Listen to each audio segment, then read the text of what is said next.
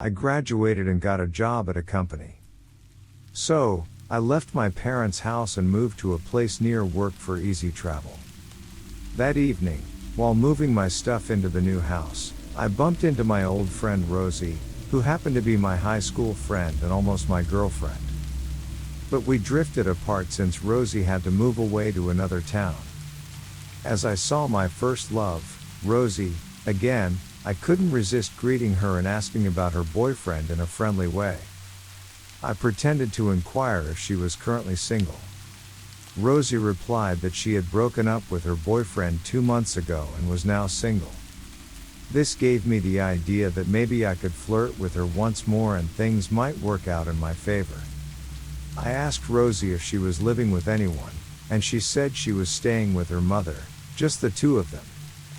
I saw a chance and invited her to dinner, but she seemed hesitant and worried about her mother's disapproval. So, I quickly changed my invitation and asked her to sit and chat at the nearby park instead. She agreed, and we continued our love story there in the garden. After talking at the park from the afternoon until around 9 p.m., Rosie and I went our separate ways and returned home. I took care of my tasks and had a shower. Later, I heard the doorbell ring, and when I went to check, I found Rosie's mother, Anne, standing there. We exchanged greetings and had a normal conversation. However, before we parted, Anne advised me not to get involved with Rosie again, expressing her concern that someone might hurt Rosie and cause her heartbreak, as any worried mother would do for her child. I denied any romantic involvement and explained that we were just talking as friends like we used to back in school. After the conversation, we all went our separate ways. The next day, before heading to work, I met Rosie and arranged to meet at the garden after I finished my work. She agreed to the plan. When I got off work, I rushed to take care of my responsibilities, took a shower, and dressed nicely to meet her. However, that day, I waited until 9 p.m., and she still didn't show up as we had scheduled. Feeling disappointed, I decided to head back home. After some time, I noticed a figure approaching me, and it turned out to be Rosie's mom. I didn't even get a chance to greet her before she started cursing me, reminding me of her previous warning not to get involved with Rosie in any way. I felt overwhelmed and lost after being scolded by her in the park. Later that night, when I returned home from the park, I could hear Rosie arguing with her mother. The situation seemed tense and troubling, and I didn't know how to handle the complexity of the situation. Understandably, Rosie's mom behaves this way with anyone who gets involved with her daughter. After learning about this, I made the difficult decision to stop talking to Rosie because I didn't want her family to suffer because of me. It was a tough choice, but I believed it was for the best to avoid causing any more trouble or pain. The next day, while heading to work, I saw Rosie standing at the door as usual. However, she seemed sad, so I made the tough decision to approach her and end our relationship. I told her that we should stop talking as I didn't want to be the cause of conflicts between her and her mother. When Rosie heard this, her expression turned even sadder, and she became very angry with me. Seeing her like that, an evil thought crossed my mind, one that I hadn't considered before. Maybe we could pretend to be together for a while and then break things off. I wish I had something with her and dump her off from my life. So I spoke honestly with Rosie, convincing her that it was okay if she doesn't want to stop talking to me. We decided to meet again at the same place that night, but with the condition that she had to agree to it. I went there and waited for her as planned. When Rosie arrived, we sat down and started chatting. After a while, I couldn't contain my curiosity, so I asked her why her mother always disliked me and kept trying to keep us apart. Rosie took a deep breath and began to share the reason.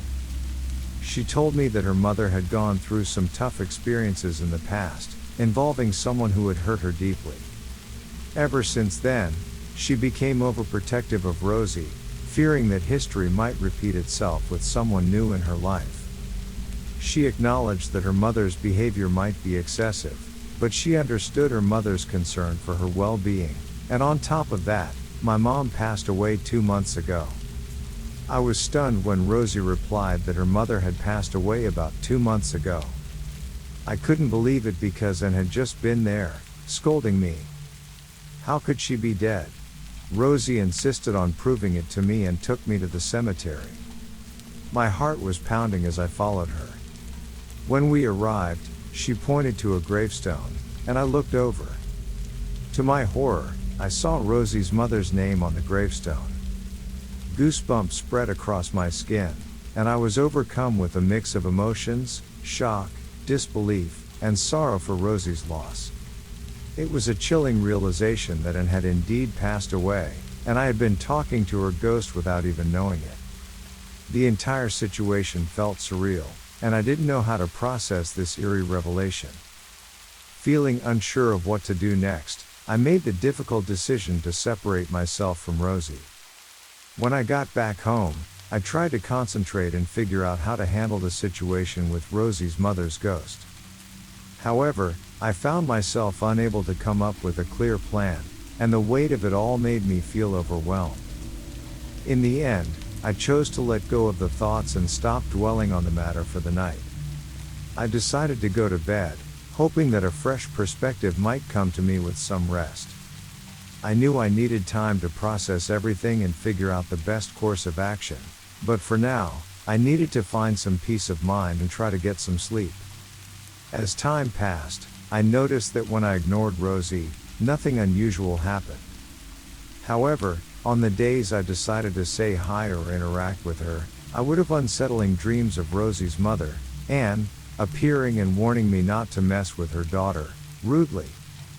These dreams startled me awake, and I began to question whether these visions were a product of my own imagination. The recurring dreams left me feeling uneasy and uncertain about the whole situation. I wondered if I was being haunted by my guilt and fear, or if there was something more to these experiences. It became difficult to discern between reality and my own mind playing tricks on me. The fear and confusion only intensified, making it even harder for me to decide on the right course of action. Despite the unsettling dreams, I decided to talk to Rosie once more. However, the same night, I had another dream of Anne, cursing and warning me again to stop interfering with her daughter's life. This repeated experience made me certain that the visions were not just my own imagination. Determined to make things right and seek closure, I made the choice to stop getting involved with Rosie and her life. I realized that my actions might be causing harm, and I wanted to respect both Rosie's and Anne's feelings. To find some form of resolution, I decided to visit Anne's grave and apologize for any unintentional pain I might have caused. The idea of seeking forgiveness at the cemetery was both daunting and necessary. I hoped that by expressing my regrets and respecting the memory of Rosie's mother, I might find some peace and understanding in the situation. It was time to confront the consequences of my actions and seek to mend the delicate relationships involved. The next day, I gathered flowers to pay my respects at Anne's grave, and I sincerely apologized for my actions. On my way back home, I unexpectedly met Tom, the village pastor. He inquired about my visit, and I explained that I had come to say hello to Anne, Rosie's mother. To my horror, Tom revealed a shocking and chilling story. He told me that Anne had passed away 2 months ago, and the cause of her death was suicide by hanging. My heart sank as he mentioned that she died under the very pine tree where I had arranged to meet Rosie for our conversation. I was utterly shocked to hear Tom's words about Anne's tragic end.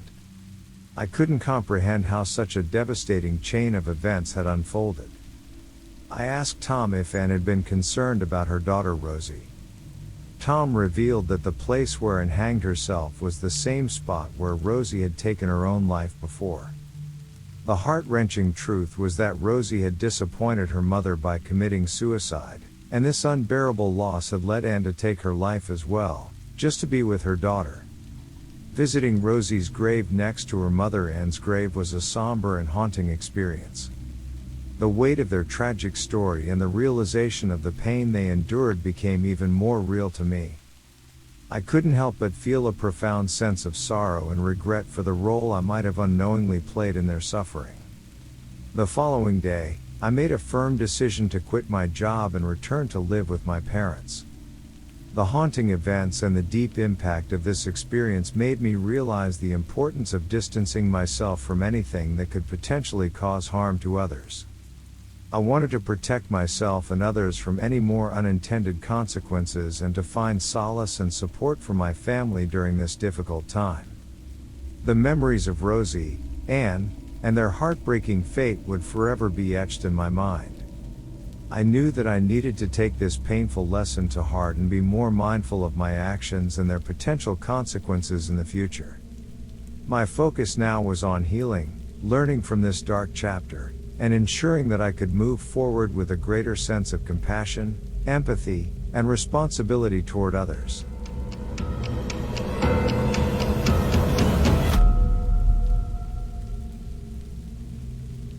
I work at a pub as the manager, handling everything on my own. The store was getting ready for a big concert, making it an extremely busy time. Little did I know, that night would lead me to an unexpected and chilling encounter. After closing up for the night, it was already past 2 o'clock. As I was heading out, I heard strange dragging footsteps near the tunnel in front of the store. It startled everyone, but I tried to dismiss it. Then, out of nowhere, my phone rang, and everyone around me seemed shocked. I picked up the call, and a woman's voice echoed through the line. She said she needed to discuss something urgent with me. I explained it was too late and asked if we could talk tomorrow. Surprisingly, she agreed but insisted I must answer her call the next day. Curiosity got the better of me, and I accepted her unusual request. The following night, the phone rang louder than before. It was her again, stating she couldn't enter her own house and needed my help. I was taken aback by the strange request from someone I'd never met. She pleaded for my assistance, making it a matter I shouldn't be involved in. Still, she kept pushing me to talk to her father. I pondered why she couldn't talk to him herself directly. Despite my confusion, I was intrigued by her persistence. She shared her personal details, including her name and address, and begged me to talk to her father, as her parents wouldn't let her inside their house. In my heart, I found it odd that she couldn't communicate with her father herself. But I shrugged it off, thinking, maybe there's a good reason for this phone-only conversation. I told her I was too busy to handle this situation, hoping she'd understand and give up. To my surprise, she did agree, but only after negotiating for a week instead of 10 days. Feeling somewhat uneasy, I reluctantly promised to help her after a week. And that's when things began to take a dark and unexpected turn. The next day, I noticed people looking at me strangely, as if they had seen someone with me. Even the employees at the store assumed I had brought my girlfriend to work. I found it odd, but I tried not to dwell on it. That night, while I was dining at my usual spot, the owner asked why my friend wasn't eating with me. Confused, I responded that I had no friend with me, but he insisted he saw someone. Brushing it off as a misunderstanding, I continued with my meal. The next evening, on the second day, since I promised to help the mysterious woman, I was back at work, trying to focus on my responsibilities. I noticed Danny's friends giving me strange looks, but I tried to ignore it, believing they were merely curious. After we closed up, Danny and I went to our regular spot to eat and chat. We talked about the woman who had been calling me for the past few days, and Danny asked if I had met her. I told him I hadn't seen her, only talked to her on the phone. Later that night, while I was in the restroom, my phone rang again. This time, the woman sounded anxious and worried. We spoke for a while, and then she asked me if I was telling her the truth. Before I could respond, she let out a piercing scream that sent shivers down my spine. I was bewildered, wondering how such a loud scream could come from a phone call. It was as if she was screaming right next to me. Danny rushed in, alarmed by the loud noise he heard through the phone. We tried calling back, but the call didn't connect. On my way home, my mind was filled with thoughts of the woman, her strange requests, and her haunting scream. I couldn't shake off the feeling that something was terribly wrong. I decided to visit her the next day, wanting to get to the bottom of this bizarre situation. I asked Danny to accompany me, thinking it would be better to have someone else there. The following day, I dialed her number again, but this time a man answered the call. I told him about the woman's calls and shared the details she had given me. To my surprise, he revealed himself as her father. He confirmed that he was indeed her father, but what he said next shook me to the core. He told me that she had been dead for 5 days. My heart sank, and I couldn't believe what I was hearing. How could that be possible when we had been talking every day? I expressed my disbelief, telling him that we had spoken numerous times over the past 5 days. However, her father said that he received the phone because it was ringing from her funeral. He explained that the phone's battery had been dead all along, raising even more questions about the eerie situation. I asked for directions to her funeral, wanting to pay my respects and find some closure. On the way, an employee who came with me noticed her when she's sitting next to me at the pub. Even Danny remembered seeing her with me, but it couldn't be possible since she was dead. It was a chilling experience, and I couldn't comprehend how her spirit had been contacting me for all those days. I was haunted by her story and the strange events that followed her death. When I finally met her father, he shared the details of what happened that fateful night. On the day of the concert, she had asked her friend to go with her, and she stopped by the pub to get the concert pass. I vaguely remembered that moment, but I couldn't have imagined what would happen next. Tragically, she had an accident while driving to pick up her friend. Her car crashed into a lamppost just 300 meters away from the shop, and she died on the spot. Since that day, her spirit had been following me, trying to reach out for help. It explained the strange occurrences and the unsettling feeling I had been experiencing. It was as if she wanted something from me, and now I understood why. I wondered why her spirit had latched onto me. I attended her funeral, fulfilling the promise I had made to her, hoping it would bring her the peace she desperately sought. This haunting experience left a deep mark on my soul, forever changing the way I viewed the world. I'll never forget her, and I hope she finally found the happiness and rest she deserved in the afterlife.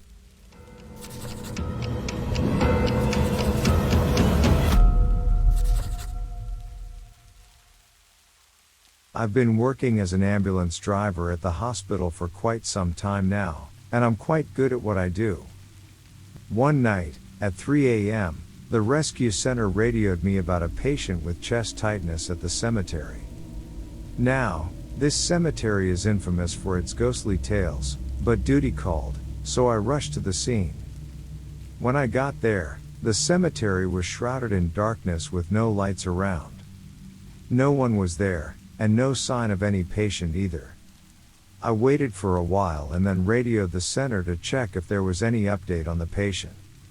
They told me to go deeper into the cemetery through the back. I followed their instructions, but to my surprise, I still couldn't find anyone in that area. It was getting eerie, and I radioed back to the center to inquire if the patient had arrived. They responded, saying that the patient's relatives see you drove right past them, sounding angry that I didn't stop. But there was nobody, and I told them that. They asked me to wait a little longer while they tried contacting the patient's relatives again. Feeling worried, I decided to look around for the patient myself. I stepped out of the ambulance and searched the area. After some time, the center informed me to cancel the mission and head back to the emergency medical service. As I was about to leave, I noticed a shadowy figure resembling a person walking towards my car. A man came up to the car, clutching his chest and looking like he was in extreme pain. Without a second thought, I rushed to help him. I figured the symptoms were severe, so I helped him into the back of the ambulance without bothering to search for any relatives. I opened the ambulance door, expecting my colleague to assist, but when I turned around, my colleague was sitting there motionless, looking terrified. Confused, I urged my colleague to help, but they stammered and said that I had gone outside the car and done back and forth there and there was no one with me. I was chilled to the bone, realizing that something strange was happening.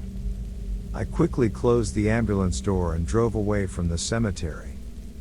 Back at the EMS center, I shared my unnerving experience with a coworker named Jack. Jack told me something even more bizarre. He said he had received the call from the patient earlier, and the voice instructed him to pick them up at the cemetery I radioed you. He called the patient's relatives for the second time, and he told me to drive into the cemetery in case it went through the back.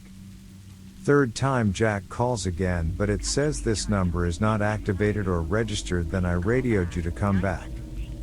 Jack showed me the call logs to prove it, and I knew he wasn't joking. This mysterious person seemed to be playing tricks on us, trying to convey some cryptic message. The entire situation was surreal, and we couldn't make sense of it. As the night progressed, we couldn't shake off the feeling that something paranormal was at play. But we had to finish our duties and respond to other calls. However, every time we drove past that cemetery, an eerie chill would run down our spines.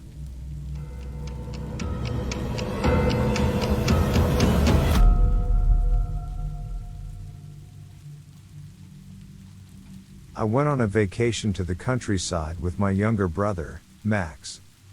We headed to his old house from when he was a child. The journey was eerie, with strange illusions lining the road, surrounded by tall grass forests. The road was rough and bumpy, barely recognizable. After driving about 10 kilometers, we reached Max's aunt's house. When we arrived home, we met Aunt Susan. She led us inside, and we chatted about different things. Max, after a moment of thinking, questioned Aunt Susan about the village appearing abandoned. Susan explained that people had moved away, but Max and I didn't find it intriguing enough to dig deeper. When our talk concluded, Susan revealed she wouldn't be sleeping at home that night. Instead, she planned to join her neighbors at the church, preparing for an upcoming ceremony in a few days. Little did we know that this seemingly ordinary conversation would unravel dark secrets and unexpected twists. Afterward, Susan asked if we had anything to eat. If not, she suggested going to an event in the city to find some food. Before leaving, Susan emphasized that if we returned after 9 p.m., it'd be safer to stay at a nearby hotel instead of going home. She expressed concerns about the lonely road and the potential for accidents. However, if we returned before 9 p.m., she advised us to lock the house, sleep before 11 p.m., and not venture anywhere during the night. I asked why she was so cautious, and Susan replied that peculiar dangers were lurking in the darkness. But if we planned to visit our aunt the next day, she instructed us to drive about 500 meters further to her house, where we'd find a church where Aunt would be sleeping. After our meal together, we wandered around the area, and by the time we checked the time, it was around 8 p.m. Seeing that it wasn't past the time Aunt Susan had mentioned, we decided to head back home. As we arrived at the house, an eerie silence greeted us, as if nobody was around. We sat together for a while, chatting and enjoying each other's company. As the clock struck 10 p.m., we decided it was time to prepare for bed. But just as we were about to settle in, the sound of people arguing erupted from the neighboring house.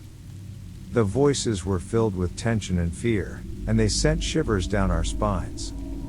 We exchanged anxious glances, wondering what could be causing such a disturbance at this late hour. As the woman and the man quarreled, the argument became more intense. They threw things, and the room fell silent, making every sound audible. Max just said, "Please, let's not shoot each other." After he finished speaking, a gunshot echoed, bang. Not more than 5 minutes later, 2 more shots were fired, bang, bang. After that, we decided to investigate what happened. The phone had no signal, so we couldn't call the police or Aunt Susan. When we reached the house where the gunshots came from, I had Max run to find someone for help, and David climbed into the back in case of an emergency, so I could assist them when needed.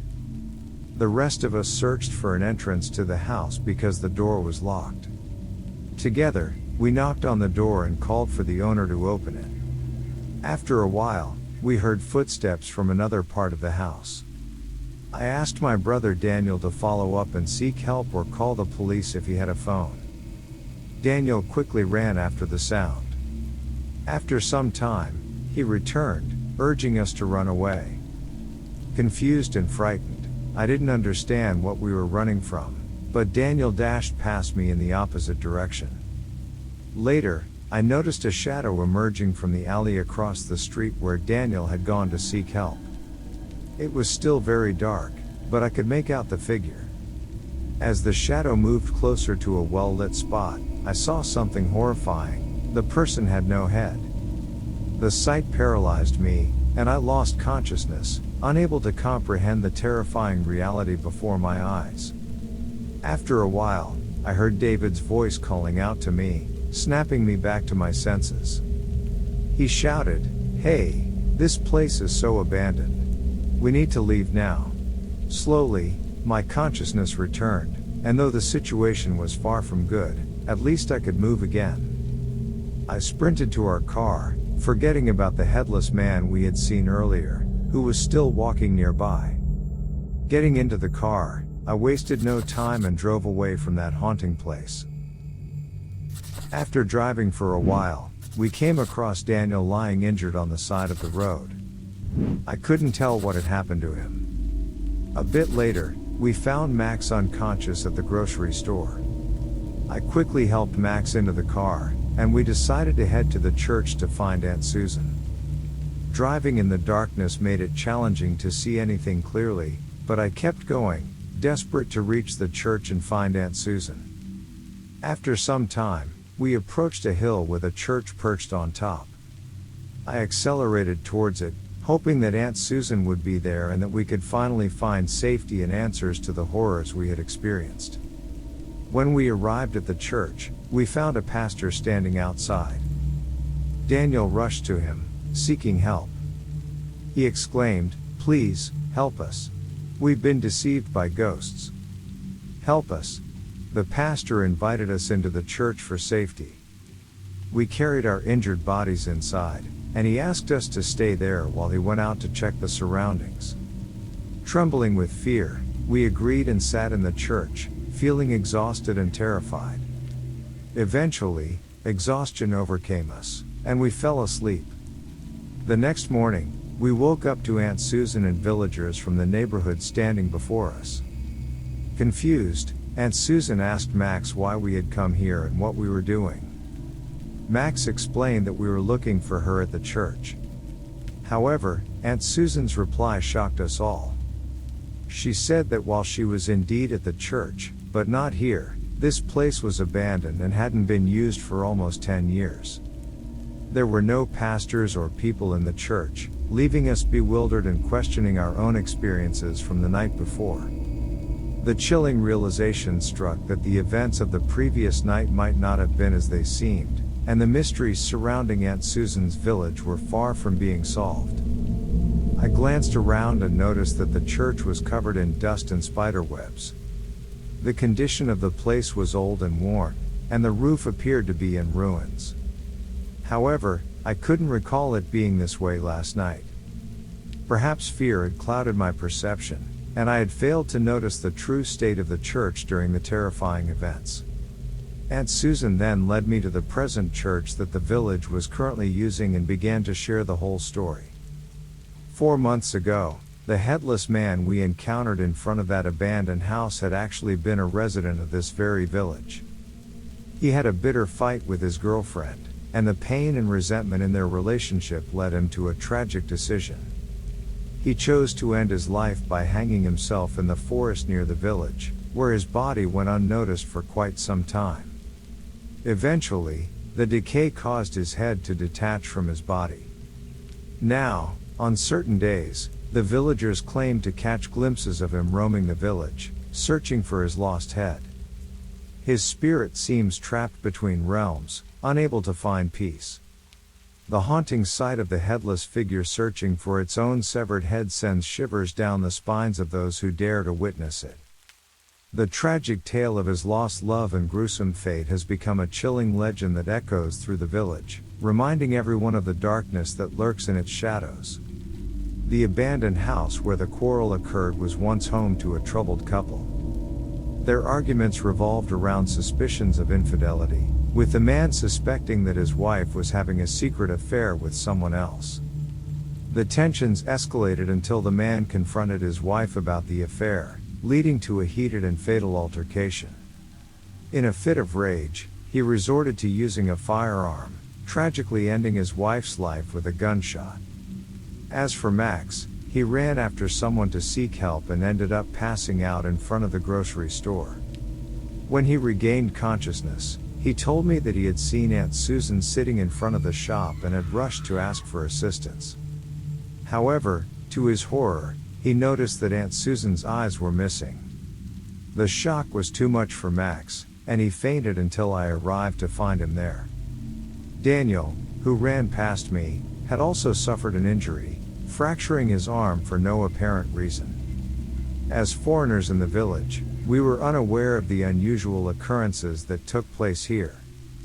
The villagers had a unique tradition of staying inside their houses until morning, which explained why the village often appeared abandoned.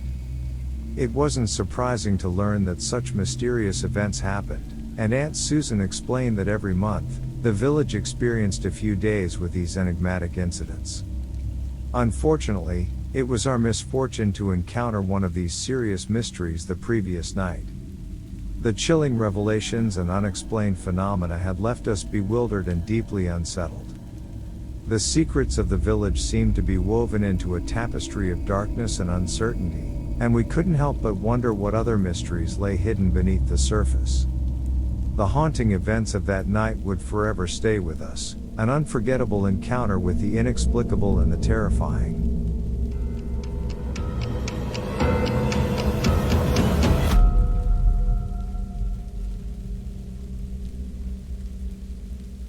I never believed in ghosts or spirits until one eerie encounter changed my perspective entirely. It all began when my seldom seen friend, Josh, shared a spine-chilling tale with me. He revealed that he and his friends had a wild drinking session at his friend's house one night. In their drunken stupor, they began challenging the mysteries of the house. However, the owner, wary of the consequences, tried to dissuade them, as it was his own home they were tampering with. But Josh, seemingly undeterred, took a moment of silence before making a daring move. He entered his friend's house and shocked everyone by picking up an urn containing his friend's grandmother's ashes. In a macabre act, he poured the ashes over his eyes, declaring that he wanted to continue the challenge. He warned his friends not to seek his help if anything went wrong during their escapades. Nothing supernatural happened during the night, and Josh was about to leave, triumphant. However, the house owner stopped him and showed him a picture that shattered his bravery.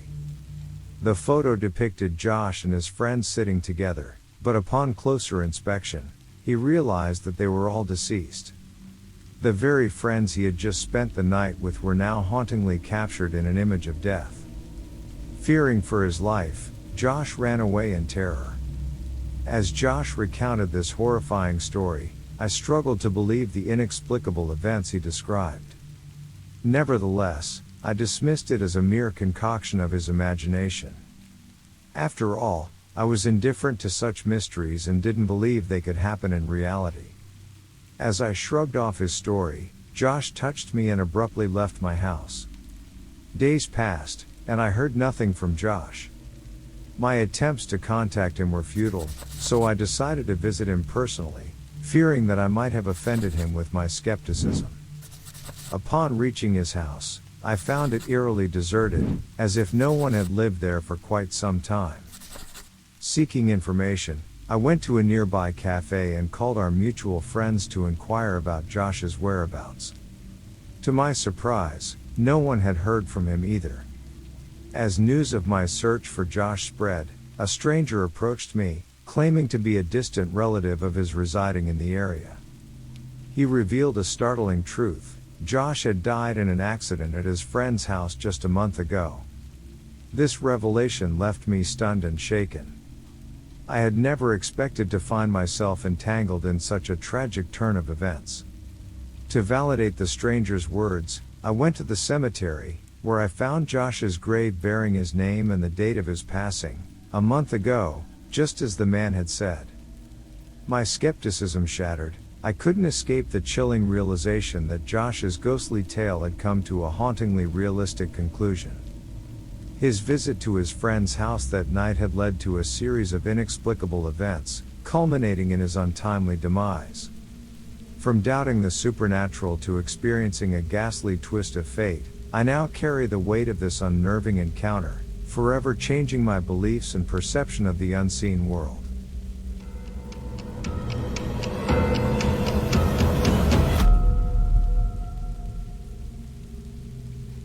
I was really sick, so I had to go to the hospital and stay there because of dengue fever.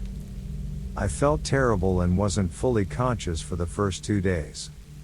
On the third day, I started to feel a bit better and got bored lying around all the time. I was in a room with 10 beds, and I stayed in the second one. 4 other patients were also in the room. One on my left in the first bed, another on my right in the third bed, and the last one across from me in the fourth bed. The person in the fourth bed seemed very ill and unconscious. Feeling lonely, I struck up a friendship with the patient in the first bed since their symptoms weren't too severe. We talked and got to know each other, and I felt a little better having someone to chat with. However, things started to get weird one afternoon when I noticed the patient in the third bed staring at me constantly. At first, I ignored it, thinking it was just a sick person's behavior, but it continued for a while and made me uncomfortable. I asked the patient in the first bed why the third bed patient kept staring, and we tried to change the topic to avoid feeling bad. During one night, around 12:20 a.m., I heard the patient in the fourth bed calling out Bob 3 times.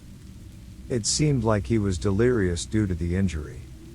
Even the patient in the first bed was also looking towards the fourth bed, but we didn't think much of it and eventually fell asleep due to the effects of medication. The next night, the same thing happened again. The fourth bed patient called out Bob 3 times before going quiet. I talked to the first bed patient, and they shared some life advice, which was comforting. My brother, who worked as a male nurse in the hospital, came to visit me. He asked about my symptoms and whether I felt lonely. I mentioned that talking to the first bed patient helped ease the loneliness. I had to endure a couple more nights in the hospital before finally being able to leave. The last night was the most disturbing. The fourth bed patient was delirious and kept calling out for Bob. When I looked to my right, the third bed patient was staring at me with intense eyes, making me uneasy. Later, I overheard the relatives of the fourth bed patient talking to the doctor. It turned out that the fourth bed patient and his friend Bob had an accident during their journey. The patient in the fourth bed, named Tim, was in a coma, and his friend Bob had died. I understood the cause of the strange occurrences in the hospital. The next day, when I left the hospital, I asked my brother to take me home. While I was getting medicine, I heard Tim's relatives crying for a doctor. I realized I forgot something in the patient's room and asked my brother to retrieve it. When he returned, he said that Tim had passed away, but I was relieved to know that he hadn't died while I was there. On our way home, my brother asked if I felt lonely in the hospital. I said it wasn't too bad because I had the first bed patient to talk to. My brother then told me that the first bed patient's name was Bob. I was surprised to learn that Bob had died in his bed on the same day they were both brought to the hospital. My brother had actually removed Bob's body from the room but didn't tell me to spare my feelings. This revelation sent chills down my spine, making me rethink the strange occurrences during my stay in the hospital. It was an unsettling and eerie twist to the story, leaving me with many unanswered questions. Thank you, awesome audience, for tuning in. Your support and enthusiasm mean the world to us. Remember to like, subscribe, and hit that notification bell to stay updated on our latest content. Until next time, keep spreading positivity and embracing creativity. Stay amazing, and we'll see you soon.